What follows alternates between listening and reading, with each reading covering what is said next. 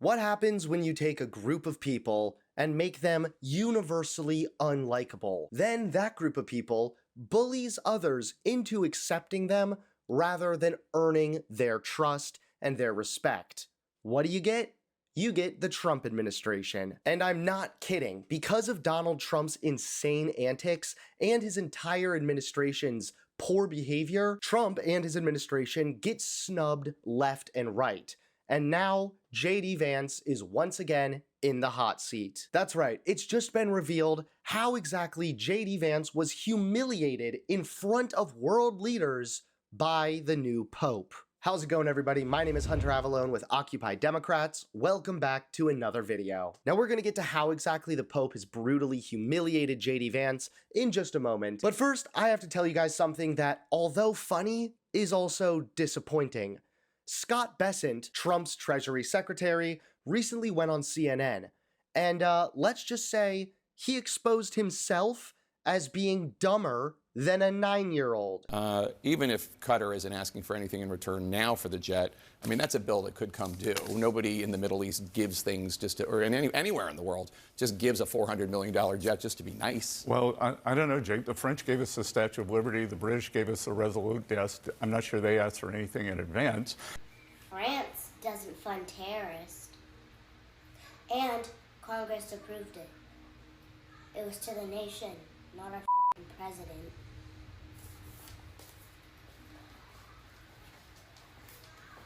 She's 9, by the way. How did we go from Trump's gonna surround himself with the best people to Trump has surrounded himself with people dumber than the average 9-year-old? Scott Bessent was also forced to admit that tariffs will hurt the consumer. President Trump went on Truth Social and says Walmart should eat the tariffs.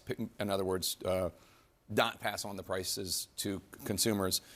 Doesn't that inherently serve as an acknowledgement that tariffs are essentially a tax on consumers? Because initially President Trump said, well, other countries, that's not true. Countries pay for the tariffs. But here we have a perfect example. So Walmart will be absorbing some of the tariffs. Some may get passed on to consumers. But the other thing that's happening is that inflation is down. Although this is a bit lighthearted, it's not all fun and games for the Trump administration. Recently, the US ambassador to Ukraine quit her post after Donald Trump's egregious behavior. I resigned from Ukraine and also from the Foreign Service because the policy since the beginning of the administration was to put pressure on the victim Ukraine rather than on the aggressor Russia.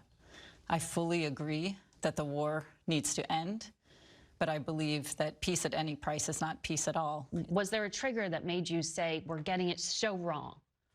Well, I would say it wasn't a hasty, rash decision.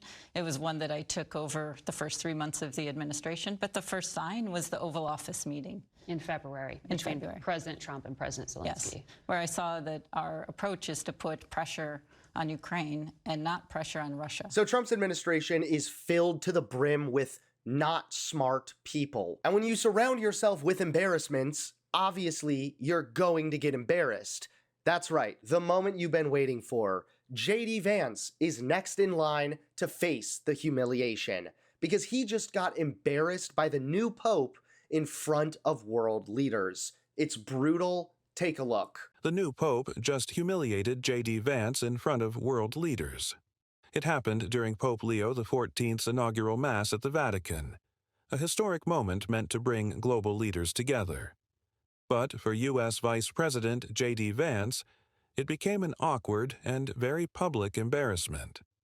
After the ceremony, Vance approached the Pope, seemingly hoping for a meaningful exchange. Instead, he got a 17-second handshake and little more. The Pope quickly moved on, barely speaking to Vance, and later spent a significant time meeting privately with other world leaders, including Ukraine's President Volodymyr Zelensky and Peru's President Dina Boluarte. The contrast couldn't have been more glaring. A brief, dismissive moment for Vance, while others were welcomed behind closed doors. And the sermon before it all? It didn't help. Pope Leo took subtle but pointed jabs widely interpreted as criticism of Donald Trump's policies, denouncing hatred, violence, prejudice, and an economy that marginalizes the poorest. It's not the first time Leo XIV has clashed with Vance. In a recent op-ed, the Pope slammed him for saying people should prioritize their own families over helping others. JD Vance is wrong, he wrote. Jesus doesn't ask us to rank our love for others. For a vice president who leans heavily on his Catholic image, being brushed off by the new Pope, while other leaders were embraced, may go down as one of the most humiliating moments of his career. Oh man, listen, maybe the Pope just wanted to avoid an awkward conversation, like what happened when JD Vance stopped off for donuts, remember? Maybe he just wanted to avoid that, you know? JD Vance, just like the Trump administration as a whole, is an insecure person who wants to be respected. However, the Pope did the opposite, and for good reason. JD Vance, you have not earned anyone's respect.